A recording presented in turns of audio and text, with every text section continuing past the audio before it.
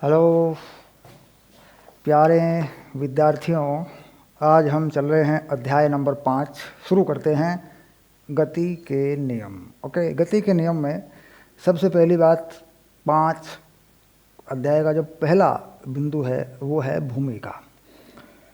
दूसरा है अरस्तु की भ्रामकता। तीसरा है जड़त्व का नियम। और इसमें एक है गैलीली की संकल्पना।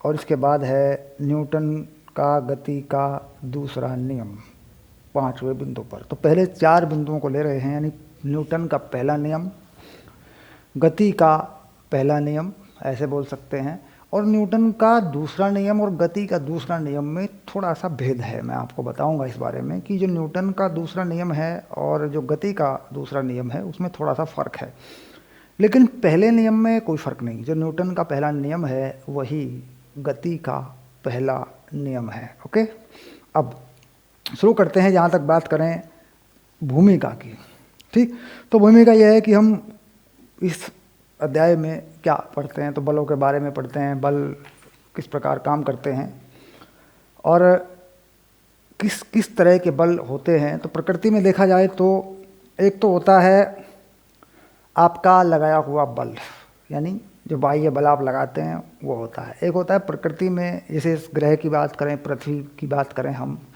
तो लगे हुए बल। तो लगे हुए बल क्या है? तो गुरुत्वीय बल है, एक विद्युत बल है, एक चुंबकीय बल है, एक नाभिकीय बल होते हैं। तो कुल मिलाकर जो प्रमुख बल हैं 4 हैं। एक गुरुत्वीय बल, एक चुंबकीय बल, एक विद्युत बल और एक नाभिकीय बल। 4 बलों के नाम आएंगे। इसके अलावा भी होते हैं बहुत सारे बल, लेकिन जो प्रमुख बल हैं वो ये हैं। और एक होता है, जैसे मैंने कहा, लगाया हुआ बल। अगर आप लगाते हैं बल, बाह्य बल बोलते हैं जिसको, किसी भी वस्तु पर, वस्तुओं के निकाय पर, सिस्टम पर कोई बाह्य बल लगाते हैं, वो होता है। अब यहाँ पर सबसे पहली बात यह आई कि जो न्यूटन का गति का पहला नियम है, ठीक, हम उसकी बात करें, या जैसा मैंने कहा गति का पहला नियम है, तो उससे पहले ज़रूरी है कि हम जान लें कि जड़त्व क्या चीज़ है, जड़त्व क्या है और जड़त्व के नियम क्या हैं। और आज से पहले अगर फोर्स के बारे में या बलों के बारे में कोई बातें हुई तो वो कैसी बातें हुई। तो सबसे पहली बात, पुराना जो टाइम था उसमें अरस्तु, एक दार्शनिक का नाम है अरस्तु, अरस्तु ने बताया था कि जो बल है वो बल, जब तक कोई वस्तु गतिमान रहती है उस पर बल लगा के रखना पड़ता है। ये बात उन्होंने कही थी। और दूसरी बात उन्होंने एक बात और कही थी कि जितना द्रव्यमान ज़्यादा होता है उतना त्वरण ज़्यादा होता है। यानी बल से बनने वाला जो त्वरण है, अभी हम देखेंगे गति के नियमों में त्वरण हम पढ़ चुके हैं।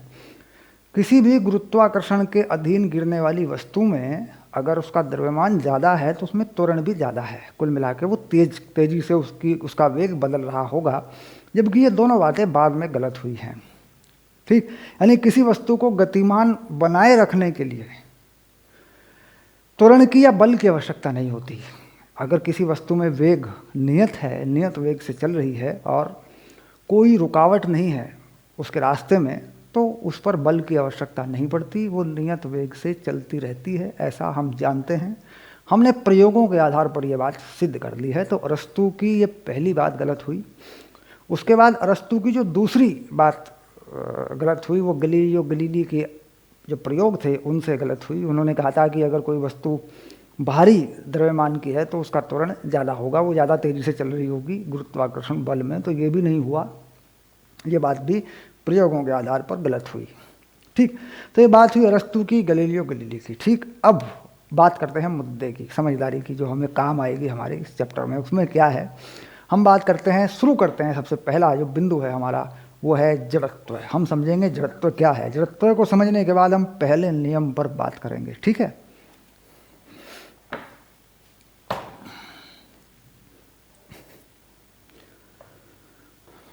तो ये हमने बना लिया चैप्टर का नाम गति के नियम, है ना। चैप्टर का नाम है गति के नियम और यह है अध्याय नंबर 5, ठीक है।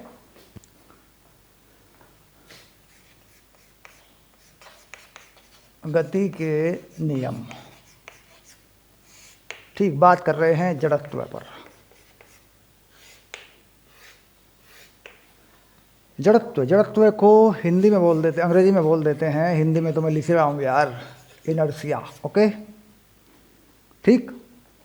जड़त्व किस कारण है? जड़त्व एक ऐसा गुण है जिसके कारण कोई वस्तु अथवा वस्तुओं के निकाय या कोई कण अपने आप अपनी भौतिक अवस्था में परिवर्तन नहीं कर सकता। यानी जड़त्व ऐसा गुण है प्रकृति में जिसके कारण परिवर्तन अपने आप नहीं हो सकता। यानी कोई वस्तु अपनी भौतिक स्थिति में परिवर्तन अपने आप नहीं कर सकती जब तक उस पर कोई बाहरी बल न लगा दिया जाए, ऐसा गुण है जड़त्व। यानी इसको थोड़ा सा और समझें तो ये एक छिपा हुआ गुण है। छिपा हुआ गुण ये है कि पहले से जैसा प्रकृति बनी हुई है, जैसी दुनिया बनी हुई है, जैसी चीज़ें बनी हुई हैं, उसमें अपने आप अगर हम कोई परिवर्तन करना चाह रहे हैं तो हमें बल लगाना पड़ेगा। अपने आप परिवर्तन वहाँ पर नहीं होता। कहीं ना कहीं अगर कोई परिवर्तन हो रहा है, हम देख रहे हैं, तो हो सकता है हमें ऐसा लग रहा हो कि ये तो अपने आप हो रहा है, लेकिन अगर हम उसके गहराई में जाएं तो कोई ना कोई बल उस पर लग रहा है। तो अपने आप परिवर्तन न होने देने का जो गुण है उसे कहते हैं जड़त्व। तो जड़त्व के कारण कोई वस्तु अपनी स्थिति, परिस्थिति या भौतिक अवस्था में स्वयं परिवर्तन नहीं कर सकती। ठीक, यह है जड़त्व का गुण। अब जड़त्व का नियम क्या है? अब बात करें जड़त्व का नियम क्या है। नियम नंबर 1, अगर नियम नंबर 1 की बात करें, पहला नियम क्या है? तो यदि कोई वस्तु गति में है, हम लिख देते हैं इसको, यदि कोई वस्तु, पहले लिखते हैं विराम अवस्था वाला, विराम अवस्था में है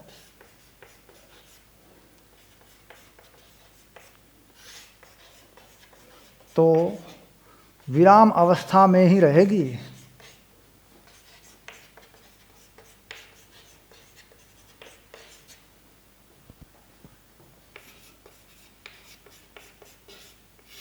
जब तक उस पर कोई बाह्य बल न लगाया जाए। ठीक, यानी जब तक बाहर का कोई बल नहीं लगा देते वो विराम अवस्था में ही रहेगी। जड़त्व के कारण वो अपनी स्थिति में परिवर्तन नहीं कर सकती, अपने आप नहीं चल सकती। और यदि कोई वस्तु एक नियत वेग से गतिमान है तो गतिमान ही रहेगी जब तक उस पर कोई बल लगाकर उसे रोका नहीं जाता या उसे और तेज नहीं चलाया जाता। ठीक,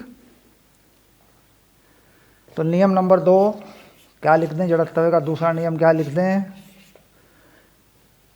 यदि कोई वस्तु गतिमान है, नियत वेग से गतिमान है, तो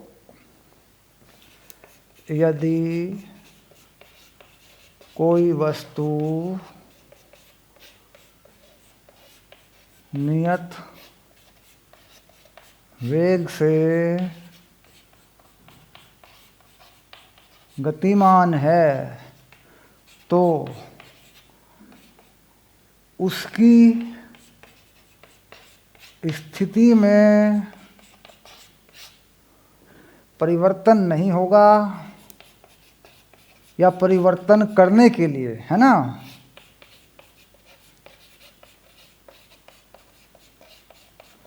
बाह्य बल लगाना पड़ेगा। ऐसे लिख दें, सिंपली लिख दें, साधारण भाषा में लिख दें बिल्कुल। अगर नियत वेग, देखो नियत वेग का मतलब क्या है? नियत वेग का मतलब है कि दिशा ना बदले, एक खास दिशा में चल रही हो, कोई भी एक दिशा हो, और जो चाल है वो भी नियत हो। ठीक है, जैसे मान लीजिए 10 मीटर प्रति सेकंड से चल रहे हैं पूरब की ओर, तो बस हो गया नियत वेग, इस तरीके से। अब इसमें ये 2 ऐसे जड़त्व के नियम हैं जो न्यूटन से जाके जुड़ जाते हैं, न्यूटन के नियमों में शामिल हो जाते हैं। तो न्यूटन का नियम जो उभरता है, बनता है, वो बेसिकली प्रकृति के गुणों के आधार पर ही बनता है। न्यूटन ने कोई अपनी तरफ से सोच के कोई नया कुछ बनाया नहीं, सिर्फ बताया है। भौतिक विज्ञान, फिजिक्स, साइंस, कुछ भी जो प्रकृति में है उसको उस पर प्रयोग करके देखना, फिर उसमें जो सच बातें पाई जाती हैं, जो ठीक ठीक बातें पाई जाती हैं, उसको नियम बना देना, फिर उनके आधार पर अपनी ज़रूरतों के हिसाब से कुछ प्रयोग करना, फिर नई नई चीज़ें बनाना, मोबाइल बनाना, लैपटॉप बनाना, मोटरसाइकिल बनाना, हवाई जहाज बनाना, रेल बनाना, जो भी बन रहा है। तो पहले क्या ढूंढना पड़ेगा? पहले प्रकृति का नियम देखना पड़ेगा। प्रकृति के नियम के आधार पर हमें एक थ्योरी बनानी पड़ेगी, एक सिद्धांत बनाना पड़ेगा।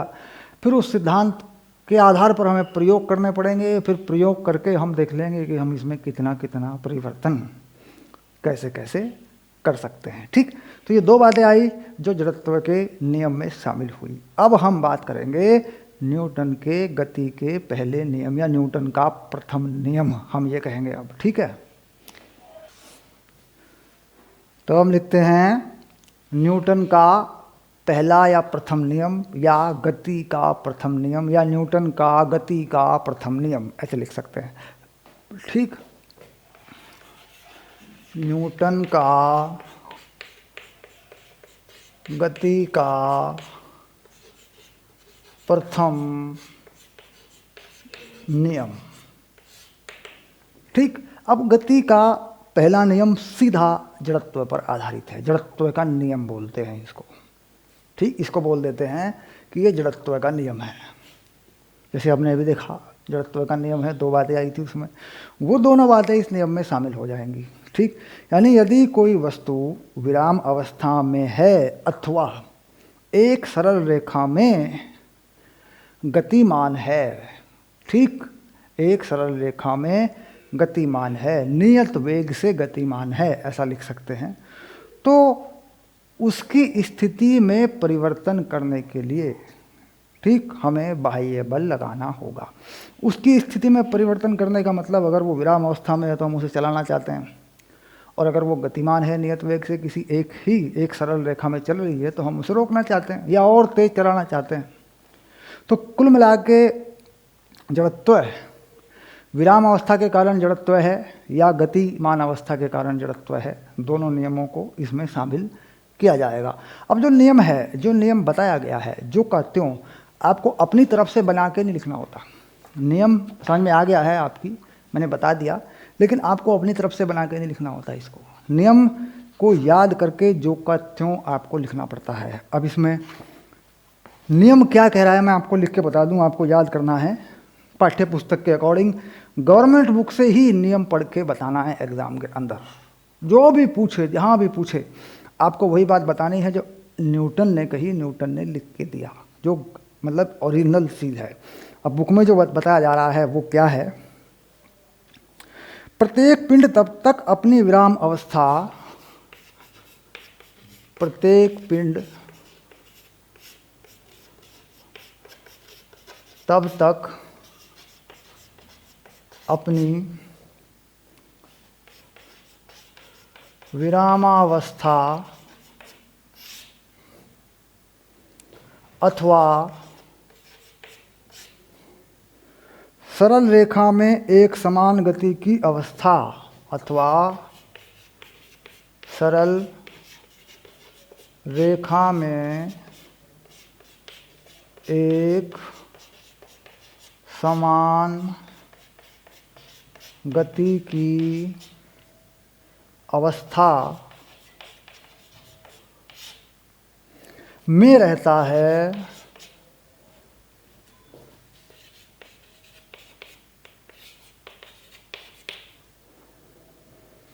जब तक कोई बाह्य बल उसे, जब तक कोई बाह्य बल उसे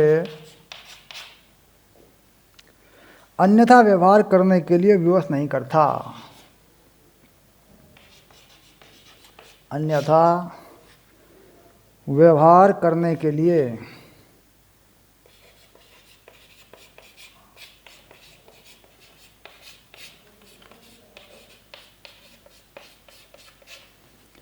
विवश नहीं करता, विवश है ना।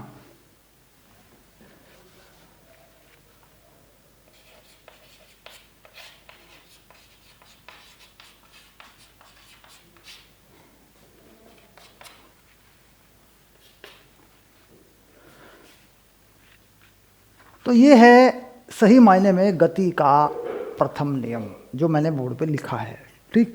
और इसका मतलब आप समझ गए होंगे कि अगर कोई रेस्ट पर है यानी विराम अवस्था में है तो उसे चलाने के लिए बल देना पड़ेगा, और अगर कोई एक नियत वेग से चल रहा है तो उसके वेग को बदलने के लिए भी बल लगाना पड़ेगा। बात सिंपल है। अब यहाँ पर एक बात आती है, एक कंडीशन आ जाती है कि न्यूटन का कोई भी नियम हो, न्यूटन का कोई भी नियम हो, जब हम उसे लागू करते हैं उससे जुड़ी हुई गणनाएं हम करते हैं, ठीक। तो यहाँ पर एक बात आती है कि जो पिंड है, ये पिंड, तो ये पिंड पर लागू नहीं होते नियम। ये देखो लिखा ना, प्रत्येक पिंड तब तक, तो ये पिंड लिखा हुआ है, पिंड बॉडी वस्तु है ना ये। अब यहाँ पर जो शर्त है वो बता देता हूँ मैं। शर्त क्या है, जब हम इसको गणितीय रूप देंगे तो शर्त क्या होगी, कहता है कण पर लागू होगा,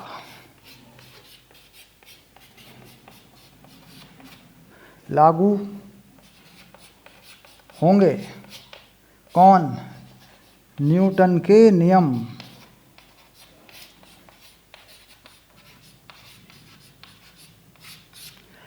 कण यानी जिसका संपूर्ण द्रव्यमान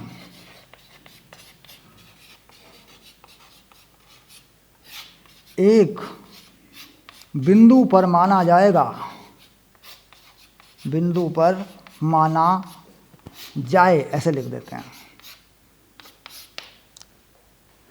अब यहाँ बात क्या है कि ये जो बात आई, न्यूटन ने इतनी बात कही, सही बात है, लेकिन पिंड में और कण में और बिंदु में बहुत फर्क है। कण यानी इतना छोटा हो कि उसका द्रव्यमान एक बिंदु पर मानकर हम चलें, तो यहाँ हमें एक कल्पना करनी पड़ गई कि जो पिंड का आकार है, जो पिंड का आकार है वो किसी भी तरह का हो सकता है, और किसी भी जगह पर किसी भी तरीके से लगाया गया बल अजीब व गरीब सा व्यवहार कर सकता है। हो सकता है पिंड का कोई हिस्सा चले, कोई हिस्सा ना चले, हो सकता है पिंड घूम जाए, चले ना। तो अगर ये बात लागू कर दी जाए कि संपूर्ण द्रव्यमान, पिंड का संपूर्ण द्रव्यमान एक बिंदु पर मान लिया जाए, और ये मान लिया जाए कि वो एक कण है, उसका आकार बहुत छोटा है, तो बड़ी आसानी से पूरी की पूरी भौतिकी में आप देखेंगे बड़ी आसानी से सारे के सारे नियम, सारी की सारी बातें आप बना लेंगे, समझ लेंगे। अब इसको थोड़ा सा हम समझते हैं कि व्यवहार ये कैसे करता है, ठीक, इसका मतलब क्या है।